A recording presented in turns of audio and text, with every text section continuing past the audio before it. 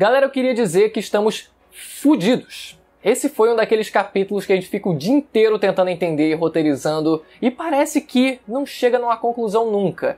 Mas eu vou tentar fazer o meu melhor aqui. O roteiro tá extenso pra caraca, é um daqueles capítulos com muita explicação, principalmente sobre conceitos e regras, que é aí onde realmente Boku no Hero começa a ficar complicado. Então, obviamente, como tem mais coisa escrita, vai ter mais coisa que eu vou ter que ler aqui pra vocês, né? Então me perdoem. Vamos lá, falar do capítulo 304 de Boku no Hero, que começa a gente vendo os antecessores do One for All reunidos no que seria uma távola redonda, só que sem a távola. A gente vê a Nana Shimura com o design dela agora com um novo outfit, né? Na verdade, um outfit bem parecido com o anterior, só que dessa vez com uma roupa de manga comprida. Será que tem um trocador, um vestiário nos vestígios do One for All? Porque antes ela vestia algo sem manga, né? Uma roupa sem manga. A gente vê o espectro do All Might também, que até surgia a dúvida se era um outro portador ou quem será que era. Na verdade, era exatamente o espectro do All Might, que a gente vai falar sobre ele nesse vídeo. E a gente vê dois portadores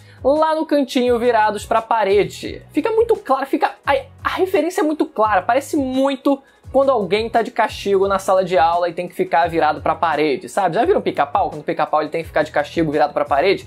Exatamente isso. E não era de se esperar que o antigo portador, que parece exatamente a silhueta do Bakugou, ele talvez estivesse de castigo mesmo, talvez ele realmente tivesse feito alguma besteira. A gente não sabe exatamente por que eles estão ali virados para a parede, mas é muita coisa pra pensar, então deixe isso pra depois. E também é falado que com a evolução do One for All, isso permitiu com que eles conseguissem se comunicar entre si, né? Até mesmo o Midori, ele consegue ali ao longo do capítulo falar algumas coisinhas, aí ele começa a iniciar ali o diálogo, então a coisa já tá realmente evoluindo. Mas a gente conhece o quarto portador do One for All finalmente, e ele se chama Shinamori Hagake. E a gente soube nesse capítulo que ele morreu de velhice, aos 40 anos de idade, e é aqui que a coisa começa a se complicar. O que ele fala, abrindo aspas, é que, com exceção do All Might, eu fui aquele que carregou o One for All por mais tempo. Mais adiante ele fala também que nos meus últimos anos, essas rachaduras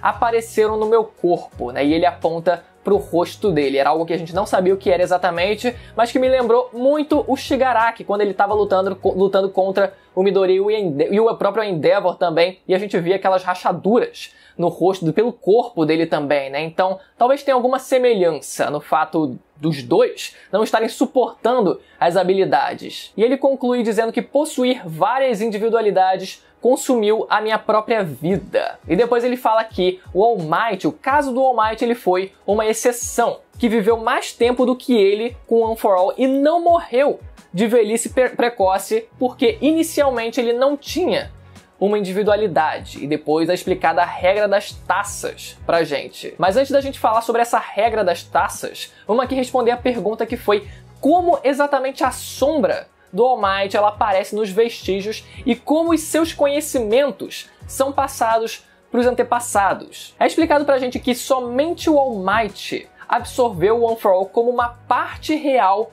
de sua consciência, pelo fato dele não possuir uma individualidade antes. Ou seja, o One for All se tornou de fato o seu poder. Aquilo se tornou parte dele. E a evidência disso é quando eles relembram que o All for One ele estava certo sobre a essência de um portador estar ligada à sua individualidade. Lembram quando ele disse que ouvia as vozes das vítimas, que ele roubava os poderes justamente porque a essência das pessoas vinha junto com os poderes que ele roubava. Então se liga, enquanto fragmentos das consciências dos portadores do One for All são alojados no poder, no caso do All Might, por ter assumido o One for All como seu próprio poder, incorporou uma parte real de sua consciência no próprio One for All. É um negócio bem louco, mas pelo visto parece que é por isso que talvez não seja possível acessar todas as memórias dos antepassados do One for All, mas talvez seja possível realmente acessar todas as memórias do All Might. Talvez essa seja a diferença. E obviamente também por conta disso que o espectro dele está presente lá nos vestígios, né? Apesar dele não estar lá realmente de forma ativa falando alguma coisa, mas ainda assim as suas memórias, as suas consciências, elas ainda são acessíveis para aqueles portadores. É uma regra meio ok, só para justificar mesmo que os antepassados eles tiveram acesso a essas memórias dele e que na prática eu não tenho muita implicância com isso. Vamos lá para a parte mais complicada. Mais adiante é dito que o One for All ele não pode ser passado para uma pessoa normal. E no caso, a pessoa normal aqui seria uma pessoa com individualidade, afinal, pessoas com individualidade já são o normal, já são o considerado natural naquele universo de Boku no Hero. Então, justamente essas pessoas que não são as adequadas a receberem o One for All, e eles explicam por quê.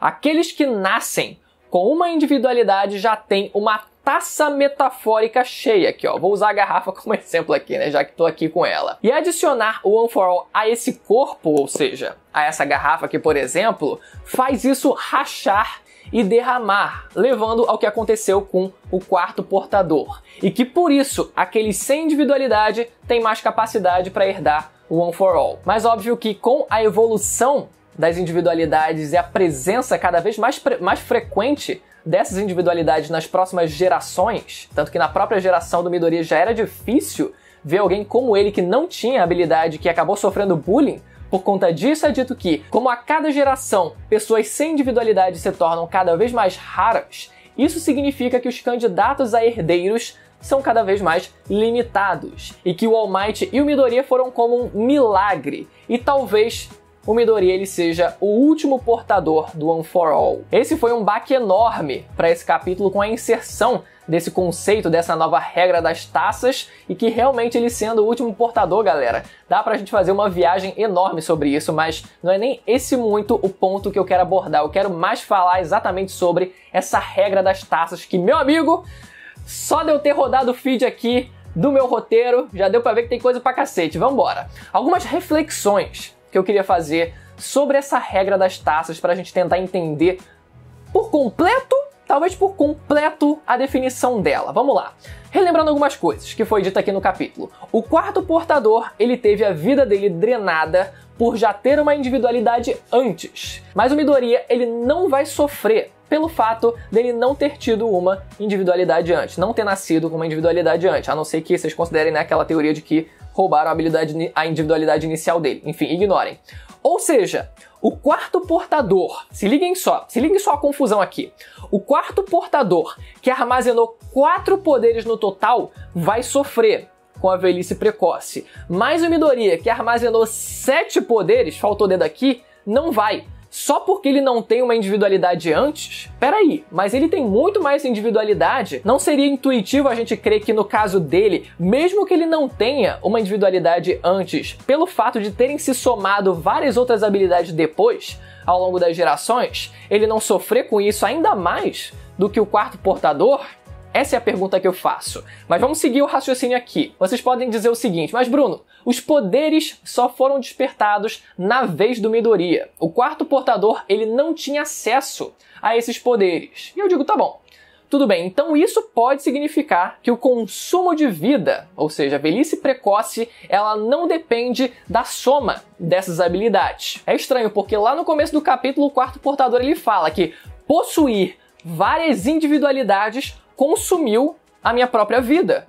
Então, peraí, tá muito estranho isso aí. A soma não bate. Então, será que depende, por exemplo, do acúmulo de força bruta?